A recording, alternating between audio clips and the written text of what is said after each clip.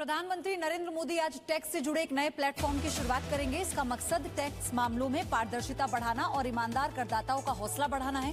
प्रधानमंत्री ने इसे लेकर ट्वीट भी किया। आत्मनिर्भर भारत अभियान की आरएसएस प्रमुख मोहन भागवत ने तारीफ की। भागवत ने इसे सबसे बेहतरीन मॉडल बताया। भागवत ने कहा, देश को अपनी क्षमता पर विश्वास रखने वाला समाज, शासन और प्रशासन चाहिए।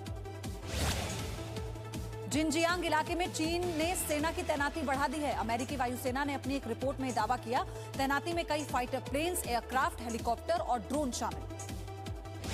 एलएसी पर भारत चीन विवाद के बीच चीन का नया दांव। चीन के राष्ट्रपति शी जिनपिंग पाकिस्तान जाएंगे। दोनों देशों के बीच सैन्य और व्यापार क्षेत्र में कई समझौते होने की संभावना। इससे पहले 2015 में पाकिस्तान का दौरा कर चुके हैं जिनपिंग। पाकिस्तानी नौसेना ने हाल ही में अपनी एक पनडुब्बी को चीन की नौसेना के बीच तैनात किया।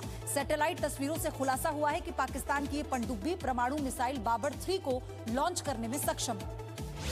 पाकिस्तान के पूर्व क्रिकेटर जावेद मियांदाद का राजनीति में आने का ऐलान। कहा, खुद को खुदा समझने लगे हैं इमरान खान। मैंने उन्हें पीएम बनाया था, अब मैं ही उन्हें सियासत भी सिखाऊंगा।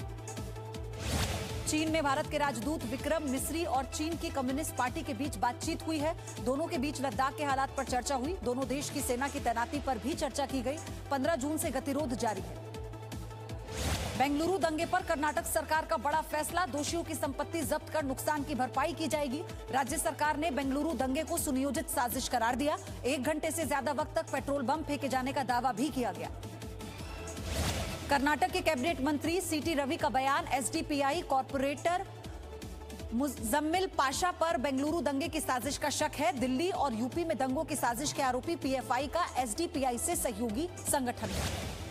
बेंगलुरु में मंगलवार रात हुए दंगों के आरोप में अब तक 146 लोगों को गिरफ्तार किया गया। इस दंगे में 3 लोगों की मौत हुई। कांग्रेस विधायक श्रीनिवास मूर्ति के भतीजे पर विवादित पोस्ट का आरोप। इसके बाद बेंगलुरु में दंगे हुए थे। पूर्व राष्ट्रपति प्रणब मुखर्जी की हालत अभी भी नाजुक बनी हुई है। सेना के अस्पताल में ब्रेन सर्जरी के बाद हालात में सुधार नहीं। प्रणब मुखर्जी पिछले 2 दिनों से वेंटिलेटर पर हैं। परिवार ने सेहत को लेकर चिंता के लिए सभी का शुक्रिया कहा।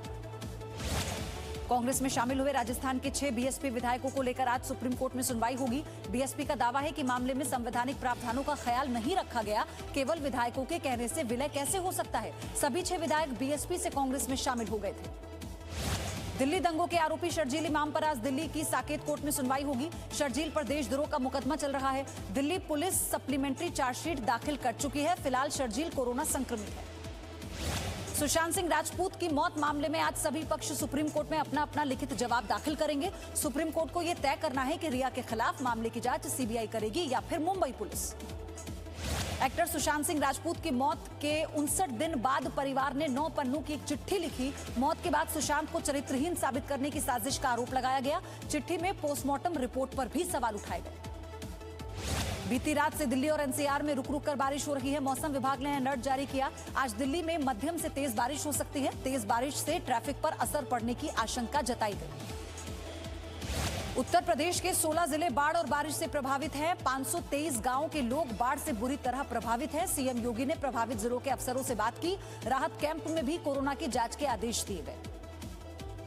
बिहार के छपरा में मेगा ब्रिज को जोड़ने वाली सड़क उद्घाटन से पहले ही टूट गई। विपक्ष के नेता तेजस्वी यादव ने कहा, इससे भ्रष्टाचार का खुलासा हुआ। बिहार सरकार ने सफाई दी, गंडक नदी के पानी के तेज बहाव की वजह से नुकसान हुआ होगा।